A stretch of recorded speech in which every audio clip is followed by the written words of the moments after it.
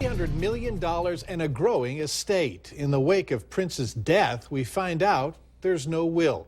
Good evening, everyone, and thanks for joining us tonight. Record sales are soaring after the celebrity's death. Who gets what? That's a decision that'll be made in court. His only full sibling, a sister, filed court documents today in probate court. An estate that size is rare, but complications surrounding no will are not. Valley News Team's Krista Baim spoke with an attorney to explain the sensitive subject and the significance of having a will. From your home to your car, even what's inside your purse. Items that can be placed in your will. And some want it all laid out on the line so everybody knows what's going to happen in the event of death. Jessica Foss is an estate planning attorney. If you don't have that will and you have minor children, then that decision is left up to the courts. And maybe the families get along and that'll be an easy decision, but it might not be. The minimum cost for a will is in the hundreds and varies depending upon its complexity. For those who can't afford it, there is an alternative, the do-it-yourself route.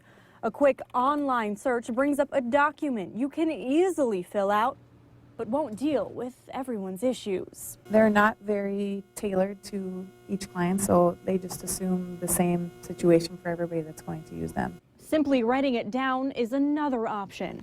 It's called a holographic will. Somebody could handwrite or type their own will and sign it and date it and in front of witnesses and call that their will, yeah. This approach is legal in North Dakota, but not Minnesota. There's a lot of people that don't, if they try to do themselves, there's things they don't think about or may not understand the exact words that need to be used. And what would happen to your assets if you die and never had a will?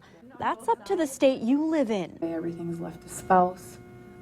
If there's no spouse, then kids. If no kids, then usually to parents. And if no parents, then siblings. No siblings, then to nieces and nephews. But defining family can get tricky, which is why it's best you decide what's going to happen when you're gone. In Fargo, Krista Baim, Valley News Live.